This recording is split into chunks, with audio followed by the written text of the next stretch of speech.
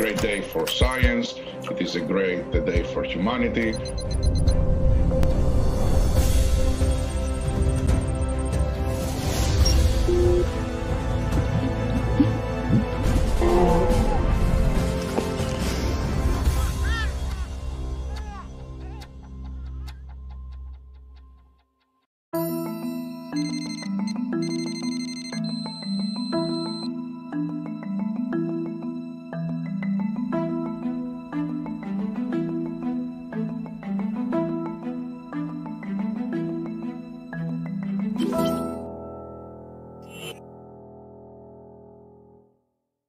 Olá, Ricardo.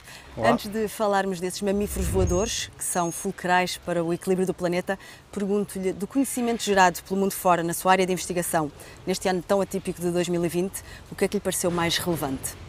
Então, neste ano tão atípico, o estudo que eu achei mais relevante foi uma avaliação da eficácia das ações de conservação para prevenir a extinção de aves e mamíferos. Isto foi um estudo à escala mundial, feito por mais de 50 investigadores de vários países e olharam para as ações de conservação que foram feitas ao longo dos últimos 30 anos. E depois usaram o conhecimento coletivo de mais de 120 investigadores e, com base nisso, conseguiram identificar que desde 1993 as ações de conservação conseguiram salvar entre 21 a 32 espécies de aves e entre 7 a 16 espécies de mamíferos.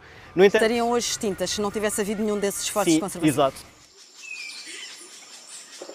Durante este período extinguiram-se 15 espécies. Entre essas 15 espécies está um dos únicos golfinhos de água doce do planeta.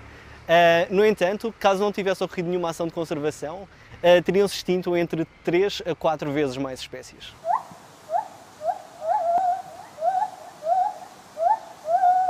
Se pensarmos naquilo que é o declínio global de espécies, a quantidade de espécies que está em perigo iminente de extinção,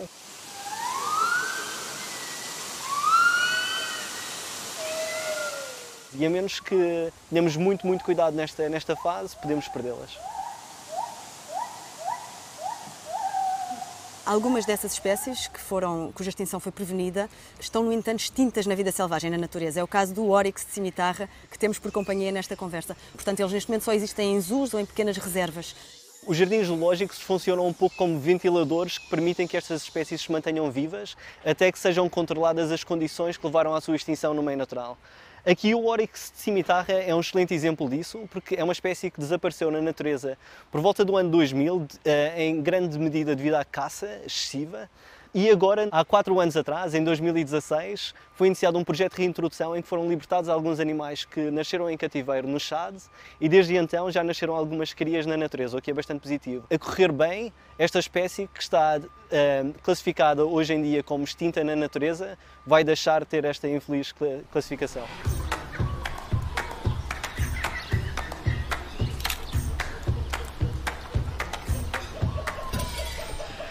E nessa lista de espécies salvas da extinção, há 2 que têm Portugal como habitat natural. É verdade. Uma delas batizada com o nome da sua ilha. Exato. Há 2 espécies que ocorrem em Portugal, nomeadamente a freira da Madeira e o lince ibérico. Portugal, nós temos uma sorte no nosso país, temos uma fauna extremamente rica, entre as quais incluem várias espécies que só ocorrem em Portugal, a freira da Madeira é uma delas, e infelizmente várias espécies que estão ameaçadas. E a freira da Madeira é uma ave marinha que só ocorre na Madeira e que se pensava extinta até a década de 70. A altura em que o naturalista britânico que vivia na Madeira, chamado Paul Alexander Zeno, gravou o som de uma ave muito parecida, que é chamada a freira do bugio, que só ocorre nas desertas, e levou esse som para as serras na Madeira. E andou a perguntar aos pastores, será que alguém conhece este som? Até que um pastor disse, eu sei o que é que isso é. Isso é o som dos pastores que morreram na serra.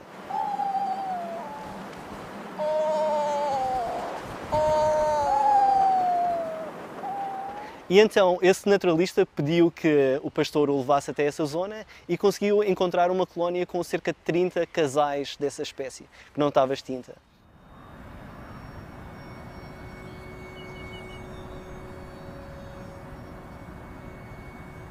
E este ano conseguiu ver a freira da Madeira pela primeira vez. É verdade, e isso foi um dos momentos altos de 2020 para mim. e foi de longe um dos momentos mais mágicos que já tive, em particular por ser na Madeira. A história do lince ibérico já será mais conhecida dos portugueses, espero eu.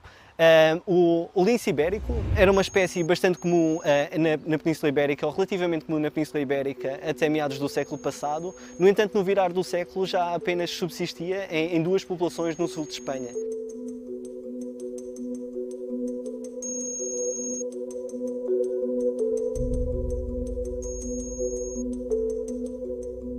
E em 2018 consegui ver o lince também, foi a minha prenda de doutoramento dos meus colegas, aí fomos para a Espanha e num dia consegui ver 6 animais, o que foi espetacular. Na natureza, na vida Sim, selvagem. na natureza, a interagirem uns com os outros. A caçar coelhos. Sim, exato, a caçar coelhos e pronto, e a interagirem e a serem felizes no meio natural. O que é que este estudo conclui sobre quais são os esforços de conservação mais eficazes? Vem reforçar aquilo que já sabíamos, que o melhor que podemos fazer para conservar a natureza é evitar a destruição de habitats naturais, e isto em particular em zonas que nem as florestas tropicais, porque são particularmente ricas. Mas claramente não estamos a fazer o suficiente e isso fica muito, muito evidente quando olhamos para um relatório que analisa resultados de 15 mil estudos e que mostra que neste momento estão em risco de extinção cerca de 1 milhão de espécies de plantas e animais. Sempre houve extinções na história da vida na Terra, mas com que grau de preocupação devemos olhar para a velocidade a que elas estão a ocorrer neste momento? Isto é extremamente grave. E isto aqui temos um grito de alarme do painel intergovernamental para a biodiversidade e serviços de ecossistema, que é uma entidade análoga ao painel intergovernamental para as alterações climáticas e tal como há uns anos atrás estavam a dizer cuidado, o planeta está a aquecer em demasia, vamos ter problemas. Aqui o que este painel nos diz é cuidado, a taxa de extinção é muito elevada, estamos a perder a rede de suporte que permite a nossa existência no planeta. O aumento da frequência de surtos de doenças zoonóticas, como esta que deu origem à pandemia que vivemos atualmente, decorre também, em grande medida, dessa nossa pressão sobre a vida selvagem. Sim, infelizmente. E mais uma vez, já falamos disto há largos anos. Há mais de uma década que saem estudos a alertar para o facto que há uma correlação muito grande entre a destruição de habitats naturais e, em particular, florestas tropicais e o aparecimento de doenças emergentes relacionadas a animais. Porque, à medida que avançamos para habitats naturais, somos expostos a novos elementos patogénicos, mas, ao mesmo tempo, alteramos as estruturas das comunidades biológicas. E isso pode fazer com que elementos patogénicos, vírus, bactérias, fungos, por aí fora, saltem de uma espécie para a outra e essas novas combinações podem gerar novas estirpes ou novos vírus ou outros elementos patogénicos que podem ser muito problemáticos para a nossa espécie. E isto, na prática, o que reflete é o facto da saúde do planeta, dos ecossistemas, a saúde dos animais e a saúde do homem estar interligada e só podemos conservar qualquer dimensão destas esferas, se olharmos para isto como um todo.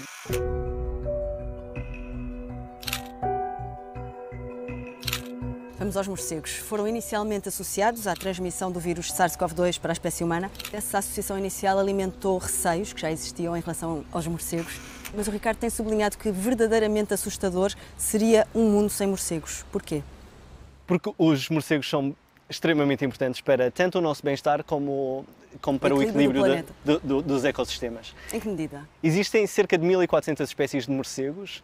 Grande parte desses morcegos são insetívoros, alimentam-se de insetos de vária ordem. Grande parte dos insetos que eles se alimentam, principalmente em paisagens humanizadas, são pestes agrícolas. Aliás, o impacto económico desse serviço que prestam aos agricultores está bem documentado nos Estados Unidos. Sim, nos Estados Unidos avaliaram esse impacto económico no mínimo em 3 mil milhões de euros por ano, o que é bastante significativo. E isto apenas num país para um determinado tipo de agricultura, isto extrapolado para o mundo inteiro, estamos a falar de números astronómicos, e não é só o consumo de pragas agrícolas, é também o consumo de vetores de doenças. Portanto, insetos que transmitem doenças como o dengue, como a malária. Sim, exato. E como nós bem sabemos, a malária é extremamente problemática em diversas zonas do mundo. Depois, outro papel bastante importante dos morcegos está relacionado com a dispersão de sementes. Eles plantam florestas. Exato. Na prática são jardineiros de florestas tropicais. Na Amazónia, onde fiz o doutoramento, se nós apanhássemos um morcego e tivéssemos na mão durante algum tempo, ficávamos com a mão cheia de sementes, se fosse um morcego frugívoro. E eles plantam as florestas secundárias. E essas florestas secundárias servem de berciário para a floresta primária, com aquelas árvores gigantes que conhecemos da Amazónia. E com isso sequestram carbono e ajudam-nos no controle das alterações climáticas. Por isso há várias razões pelas quais devemos estar gratos aos morcegos. O planeta precisa destas espécies que representam 1/4 dos mamíferos do mundo. Sim, mais ou menos 1/5. Existem cerca de 6.000 espécies de mamíferos, 1.400 são morcegos. Como é que resumiria o impacto da pandemia na sua área de investigação em particular? Uma das coisas mais preocupantes, e está ligada também ao risco de zoonoses, é que muitas comunidades que se alimentam de animais selvagens, privadas do rendimento que obtinham de outras atividades, estão-se a virar para o consumo de animais selvagens outra vez.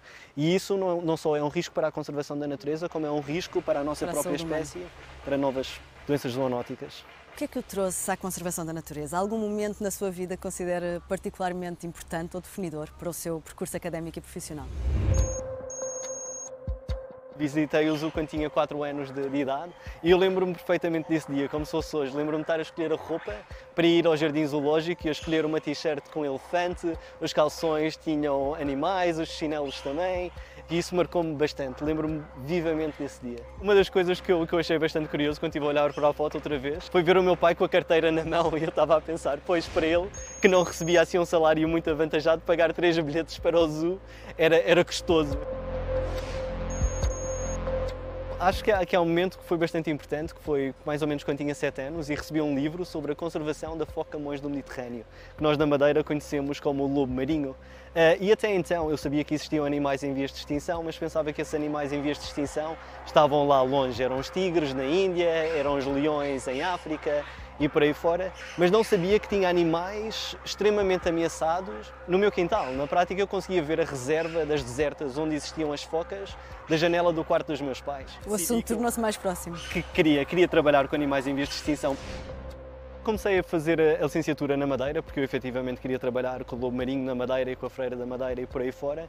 Só que entretanto decidi que tinha que expandir os horizontes, vim para Lisboa, e aí abriu-se uma caixa de Pandora. No primeiro ano de licenciatura vi um póster que falava sobre cursos de ecologia tropical, tinha cursos no Quênia, Uganda, e eu a ver isso eu pensei, está bem, tenho 3 anos para poupar dinheiro e vou para este curso, vou-me candidatar. Quando estava no Quênia, aí abriu-se uma caixa de Pandora dos trópicos e tenho estado a trabalhar nos trópicos desde então.